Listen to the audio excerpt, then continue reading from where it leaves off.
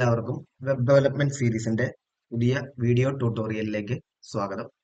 ഇന്നത്തെ വീഡിയോയിൽ നമ്മൾ ഷെയർ ചെയ്യുന്നത് എന്താണ് പി എച്ച് പി എന്നുള്ളതും പി എച്ച് പിയെ കുറിച്ച് അറിഞ്ഞിരിക്കേണ്ടതായിട്ടുള്ള കുറച്ച് കാര്യങ്ങളായിരിക്കും.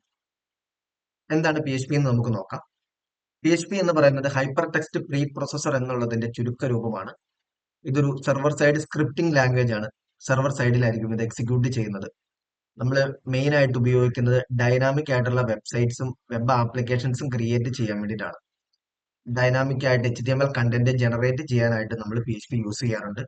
അതുപോലെ തന്നെ ഡാറ്റാബേസുമായിട്ട് MySQL ഡാറ്റാബേസുമായിട്ട് കണക്ട് ചെയ്യാനായിട്ട് നമ്മൾ ഉപയോഗിക്കാറുണ്ട്. ഇത് ഓപ്പൺ സോഴ്സ് ആയിട്ട് കിട്ടുന്നത് കൊണ്ട് തന്നെ നമുക്ക് ഫ്രീ ആയിട്ട് ഡൗൺലോഡ് ചെയ്യാനും ഉപയോഗിക്കാനും പറ്റും.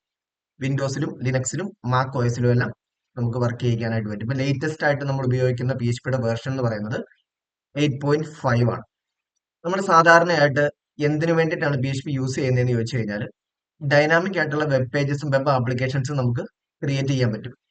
അതുപോലെ തന്നെ നമ്മൾ വെബ്സൈറ്റുകളിൽ കാണുന്ന ഫോംസ് ഉണ്ട്, രജിസ്ട്രേഷൻ ഫോം, ലോഗിൻ ഫോം, അങ്ങനെയുള്ള ഫോംസുകളിൽ നമ്മൾ എൻ്റർ ചെയ്യുന്ന ഡാറ്റാബേസിലേക്ക് ഇൻസേർട്ട് ചെയ്യാനും ഡിലീറ്റ് ചെയ്യാനും മോഡിഫൈ ചെയ്യാനും റീഡ് ചെയ്യാനായിട്ട് നമുക്ക് ഉപയോഗിക്കും. അതായത് ഡാറ്റാബേസിൽ കിടക്കുന്ന ഡാറ്റ നമുക്ക് മാനേജ് ചെയ്യാനായിട്ട് നമ്മൾ പി എച്ച് പി ഉപയോഗിക്കാറുണ്ട്.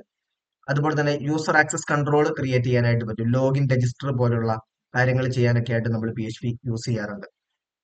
നമുക്ക് സാധാരണയായിട്ട് നമ്മൾ പി എച്ച് പി പഠിക്കുന്നതിന് തൊട്ട് മുമ്പ് നമുക്ക് അറിഞ്ഞിരിക്കേണ്ട കുറച്ച് കാര്യങ്ങളാണ്. നമ്മൾ ബേസിക് ആയിട്ടുള്ള HTML നോളജ് നമുക്ക് എപ്പോഴും ഉണ്ടായിരിക്കണം. അതായത് HTML ടാഗ് എന്താണ്, ഇമേജസ്, അങ്ങനെയുള്ള കുറച്ച് ടാഗുകളെ കുറിച്ചൊക്കെ നമുക്കൊരു ബേസിക് നോളജ് ഉണ്ടായിരിക്കണം. അതുപോലെ തന്നെ CSS, ജാവാസ്ക്രിപ്റ്റ് പോലുള്ള കാര്യങ്ങളെ കുറിച്ചും ഒരു ബേസിക് നോളജ് നമുക്ക് ഉണ്ടായിരിക്കണം. നമ്മൾ ഈ വീഡിയോയിൽ പിന്നീട് നമ്മൾ ഇതെല്ലാം ഡീറ്റെയിൽഡ് ആയിട്ട് നമ്മൾ പഠിക്കുന്നതായിരിക്കും. ഇനി നമുക്ക് നോക്കാം എന്താണ് പി എച്ച് പിയുടെ ഒരു എൻവയോൺമെന്റ് സെറ്റപ്പ് എന്ന് നമുക്ക് നോക്കാം. നമുക്ക് പി എച്ച് പി വേണം, അതുപോലെ തന്നെ വെബ് സെർവർ വേണം. ഞാൻ ആദ്യം തന്നെ പറഞ്ഞിട്ടുണ്ടായിരുന്നു, പി എച്ച് പി എന്ന് പറയുന്നത് ഒരു സെർവർ സൈഡിലാണ് എക്സിക്യൂട്ട് ചെയ്യുന്നത്.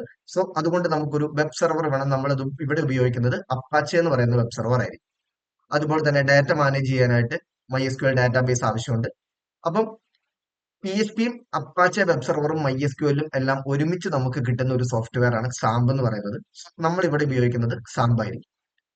അതുപോലെ തന്നെ നമുക്ക് പ്രോഗ്രാം എഴുതാനായിട്ട് നമ്മളൊരു കോഡ് എഡിറ്റർ യൂസ് ചെയ്യാറുണ്ട്. ഇവിടെ നമ്മൾ VS കോഡ് എന്ന് പറയുന്ന ഒരു കോഡ് എഡിറ്റർ ആയിരിക്കും യൂസ് ചെയ്യുന്നുണ്ടാവുക.